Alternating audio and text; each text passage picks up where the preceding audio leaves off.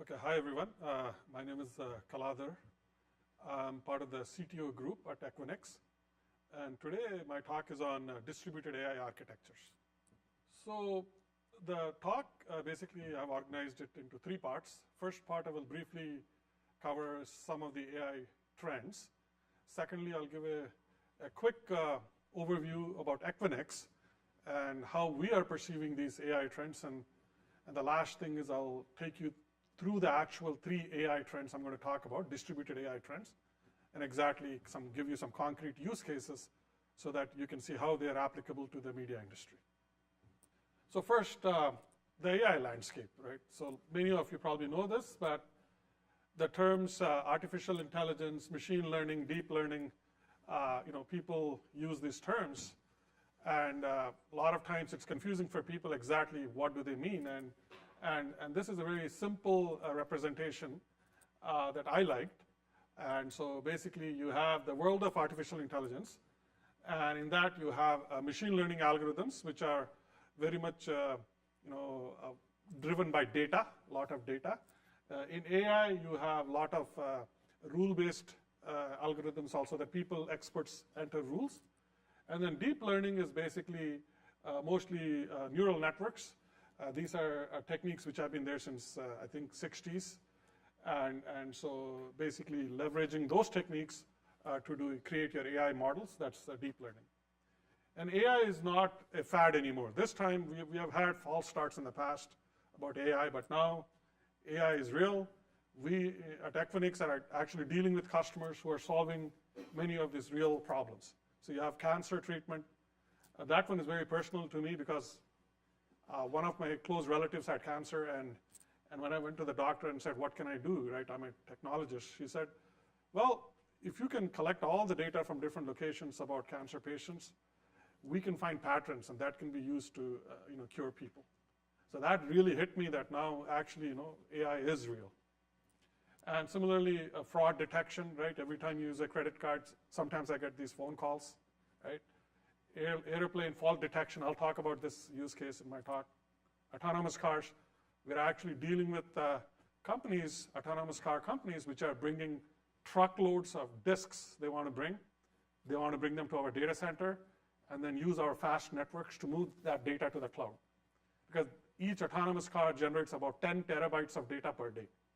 It's very hard to move that kind of data on today's networks, right? So how are we helping there? I'll talk about that. Farming and Siri, Alexa, you probably use Siri. So AI is real. It's making real impact on human lives. Okay, so that's important. Why is AI popular now? So it's confluence of three major trends. First, it's I was talking to actually a professor from UC Berkeley. He's a good friend of mine, Randy Katz. So this was like 5 years ago. He said, AI is becoming real because of big data now.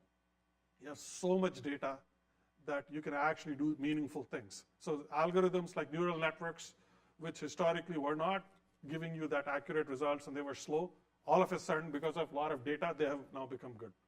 And now you can use these deep learning models for speech recognition, for natural language translation, where the error rate of the computer is around 8%, and it's very close to human error rate. So era of big data. Clouds have democratized AI. What I mean by that is now clouds are basically like the big hyperscalers. They are providing you with models for some verticals. They are providing you with open source libraries, which are integrated for some of these AI packages. And most importantly, they're providing you with compute farms, large scale compute farms where you can just build your AI models. So I'll give you a very concrete example of how clouds are democratizing AI. I teach Sunday school, and there was this student in grade 10.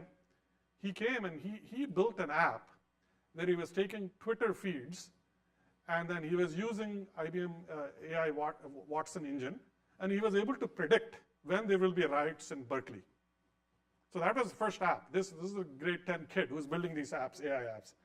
The second AI app he built was he basically took pictures of our nails, human nails, from Bing library, and then he was able to use TensorFlow from Google, and he was able to predict what kind of diseases you have based on the type of picture of your human nail. These are grade 10, 11 kids who are leveraging the AI packages and compute power in the cloud to build the next generation applications. That's where the world is heading, folks. And the third thing, smarter algorithms, right? So as I mentioned, neural networks, right? Historically, people weren't looking at them because they thought it was slow or not accurate. Then there's student, University of Toronto, graduate student, he basically then subsequently said, okay, I have so much data, I have a lot of compute power now, I'm going to create very deep level neural networks. And then he was able to, they were able to solve problems for natural language translation, image recognition, speech recognition.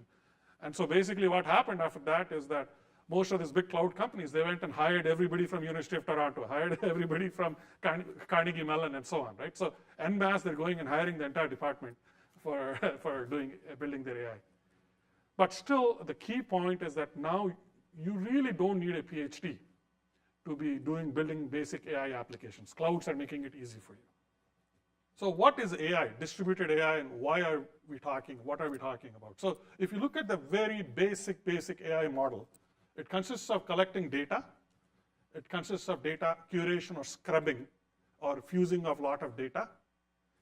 And then you build a model, and then you use that model to basically predict how will the system behave if this type of input will come. So you use for predictive purposes. Very simple AI workflow for one use case. Hardest part, by the way, is data curation. That's where a lot of work scrubbing and removing noise, and it's a lot of headache is in that step. This basic flow is becoming distributed in three main ways. First, we're saying AI is moving to the edge. What do we mean by that? I'll get into the details.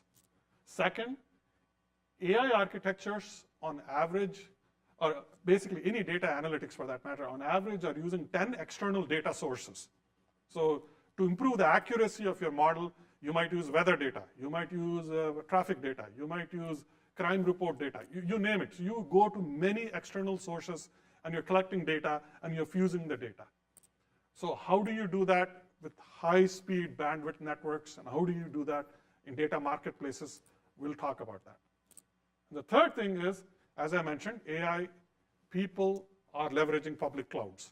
So if any organization, 50% of the enterprises they surveyed, they said, if we have to build an AI application, we'll think cloud first. We don't want to be building it natively in-house. First, we'll look at the cloud. And even for us, our IT group, we were building some help desk application where we're recognizing the human speech and translating it. That part, we're doing it in the cloud. The back-end IT systems, we are doing it in-house at Equinix. So most folks are now first thinking AI has to be done in the public clouds. Quick couple of slides on what is Equinix and why do we care about this whole thing. Equinix is a data center company.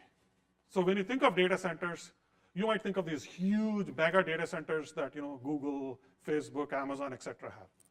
But there are many different types of data centers. There are what we call as wholesale data centers, where there are massive compute farms and storage farms, basically. Then we call what are known as retail data centers. Equinix is a retail data center. It's primarily focused as an interconnection point. Think of us as an airport. Just like you have Chicago O'Hare or London Heathrow, where there are so many different airlines are coming in to help their passengers interconnect. We are like that in the data center, in the IT industry.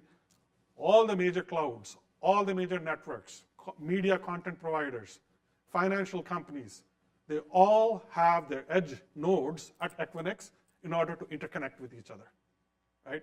So we are like what we call as here, I'll show you, like this. This is a good picture. So each of those red lines in the circle, it is basically how one company is interconnecting to another company within a single data center. So like I said, networks, I'm just showing a few of these. We have 1,600 network companies that are in our data centers. We have more than 4,000 clouds which are in our data centers. I'm just giving you an illustration of how they're interconnecting, right? The second thing is we are a global. We have 200 data centers in most of the major world metros. And why is this important in the AI context? Is because as more and more data gets generated, you want to process the data rather than shipping all that data to a core data center. So since we have 200 of these data centers in most of the major metros, you can process that data in our data centers close to the end users. Right? We are what we call as an ecosystem company. So the fact that so many people are coming and interconnecting with each other, we have created initially what we call as network ecosystem. So where all the big network or telcos, think of them telcos, they all came to interconnect with each other at a neutral location. So the neutrality is very important to us. Then came content providers, right?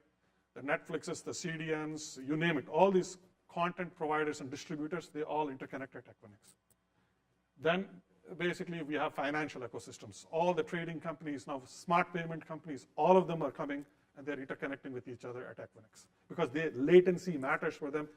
Even a microsecond latency they care about. So they even care about how they're positioning their cages or their infrastructure within our data center. Clouds, as I mentioned, most of the clouds, they're at Equinix. And now enterprises, because all of this is there, enterprises are coming en masse to interconnect with all of these other different types of content providers and clouds. So these are the three main things. AI is moving to the edge. So let me talk about that. So let me use a concrete use case. Airlines.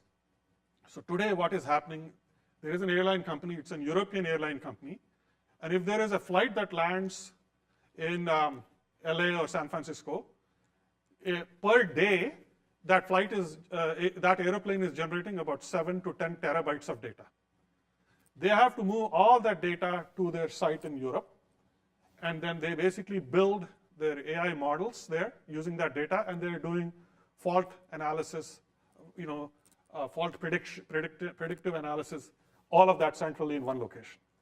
That's the state of the art today.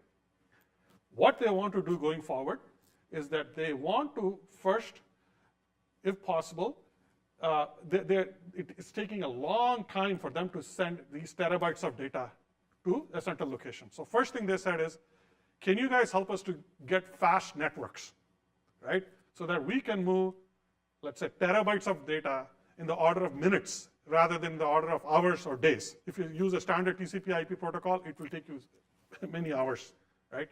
So we are now actually, in our data centers, we have technologies like you can move 1 terabyte of data from LA to London or LA to Singapore in the order of 15 minutes, okay? So massive, time reduction in moving massive data content, right? We can help any company, media company that wants to move massive amounts of data, we can help them do that. We have those, what we call as fabric. We have a fabric that will help you to basically move massive amounts of data in a secure and very fast way. So that's the first thing we're doing. Second thing these companies, these airline companies want to do, they want to build their AI models at the edge locations rather than only at the core location. So what they're saying is, we will build little bit less accurate local model. We'll build that using the local data at the edge, and then we will send that local model to the global location and build a better global model. So instead of sending 10 terabytes to the core data center, they want to ship a local model which is in the order of 300 gigabytes, okay? So there is a drastic reduction in the amount of data they're sending. So they want to do processing at the local edge. And since we have 200 data centers globally, they want to put the local footprint for doing this processing in different regions at Equinix, right? So that is actually something that we are helping them to do, to build local models and then move them to the global location using the data fabric, and then bring the global model back to the edge and use it locally, right? So in this edge core type of distributed design, we are fundamentally helping them in two ways. First, as I mentioned, a very high speed and secure network fabric, right? And the second, we are becoming what we call as the peering point for the wireless networks. So there are a plethora of now wireless networks, like there is low power network companies, right? There is free spectrum wireless. There is obviously 4G, 5G. There is Wi-Fi, right? There are so many different types of wireless companies that are coming in who all want to push their content to the clouds, and they need a location to peer and push that content, and we are that, right? So let me quickly show you a couple of examples. So the current way enterprises, many of them are leveraging the wide area networks, right? They're not fast enough, costly routes, complex topology, choke points, low. So these are all the problems people have, and we are helping them to redesign their wide area networks for the IoT use cases that are coming. So think of it like this. What we are doing basically is that instead of having one central location where you route all your traffic to and you apply your security policies and then you go to the cloud from all the edge locations, what we're saying is instead have like a hub and spoke model where you have these regional hubs in different locations, you bring the traffic there, you apply your security policies there, and then you only move the data that you want to move to the clouds. If you want, you can process that data locally also.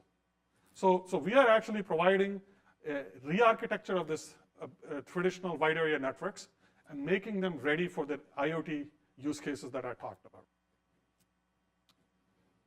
And this is basically the other one I talked about, how we are helping many different types of wireless companies to bring in their traffic into Equinix data center.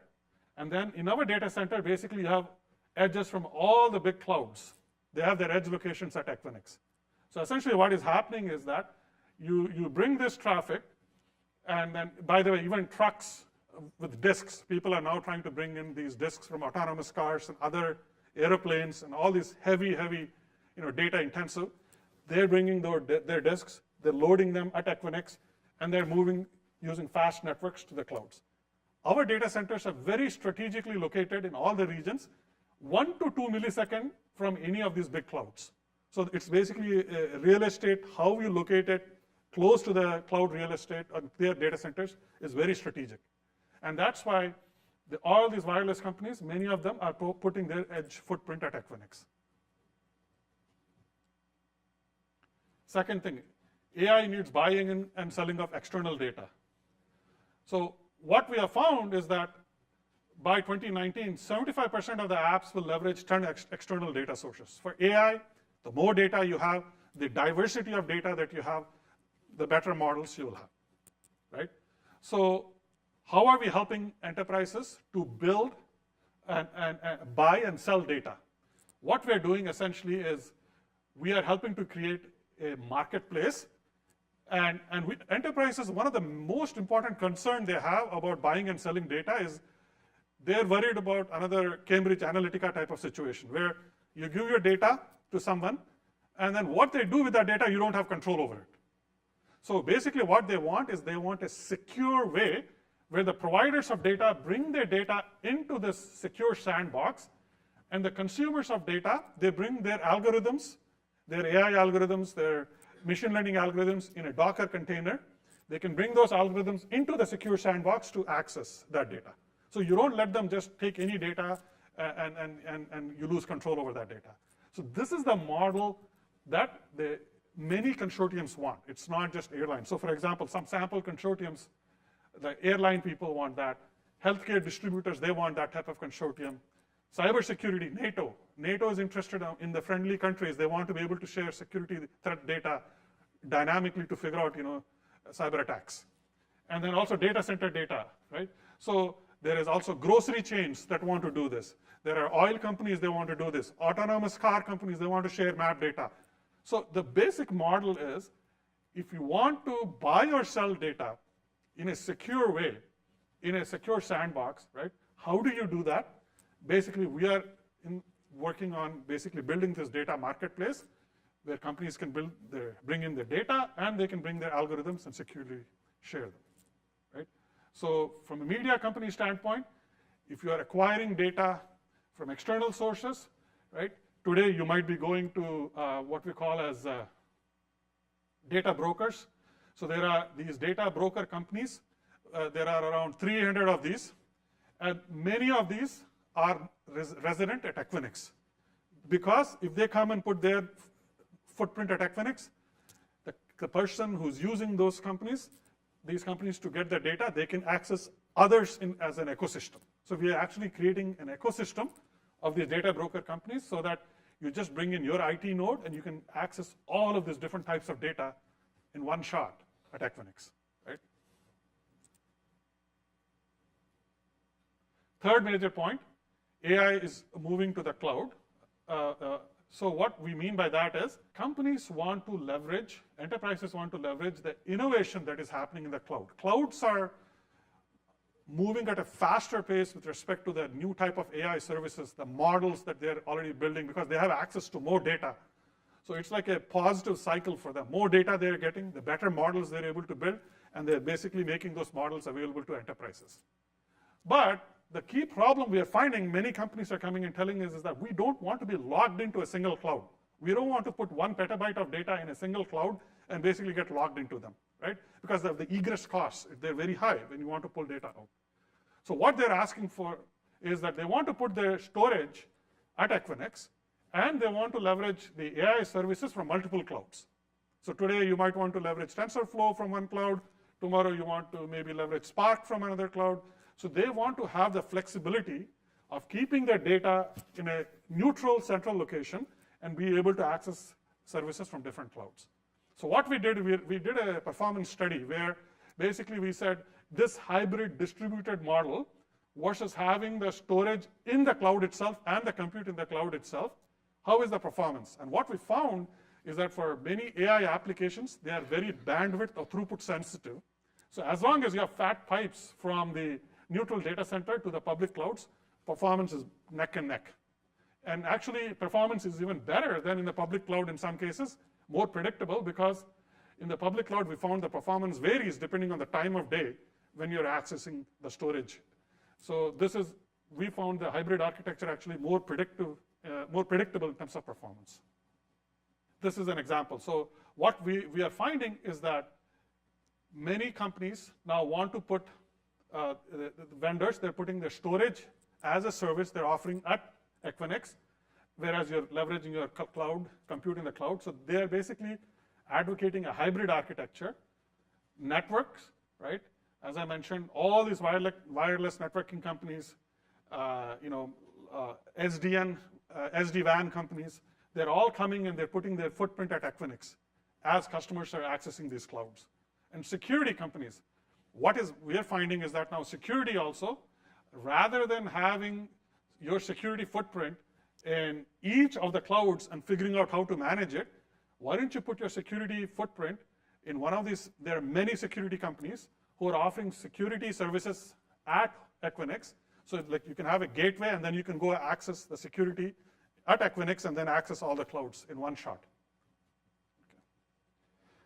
Right. So in a nutshell, what we're finding is that media companies, if they want to keep control over their data, they don't want to give up control over the data, but they want to leverage the innovation that is happening in the cloud, they can have their cake and eat it too. They can put their data at a location like Equinix, and they can access the innovative cloud services from multiple clouds. So that is the model. We are now at the very initial stages. What we found is that most companies initially really wanted to jump in because they wanted to leverage the agility of the cloud. They want to be able to quickly prototype something. But after a certain scale, what they're finding is that the cost in the cloud and the egress network costs in the clouds are higher. So as long as your workloads are very well-determined, predictable applications, they're finding it's more cost-efficient to have it in a private cloud rather than having it in a public cloud. And they also want to have control over their data. Because if you go to the public cloud, you don't know how many copies of data they're making. And many organizations want to have full accountability on how many copies of data, where is their data at every given point in time. And from that standpoint, they want to keep their data, persistent data, at Equinix while accessing the innovative services in the cloud. And this model, we are seeing now an uptick in this model right now. We're seeing the multi-cloud model is actually taking shape. And we have a very interesting service that we offer here. It's called the Cloud Exchange. Basically, what that lets you do is with a single port, you come into Equinix, and you're able to access all the clouds from services from all the clouds that are there. So basically, what that means is that you don't need to have a separate MPLS network, expensive MPLS network to each of these clouds. Instead, you come to Equinix from whichever your private data center, or if you're hosted at Equinix, get a single port in our Cloud Exchange, and then boom, you have access to all the clouds, and it's much, much more cost efficient for them. Okay? So that is something that now we are seeing an uptick. So the multi-cloud world is actually now happening. We are actually seeing that, and there's a lot more traction that we are seeing in this space. In conclusion, AI is moving to the edge, as I mentioned. The models are going to be built at the edge, and there's a need for moving massive amounts of data. So we are now helping customers to basically leverage data fabrics to efficiently and very quickly, in a secure way, move massive amounts of data from multiple edge locations.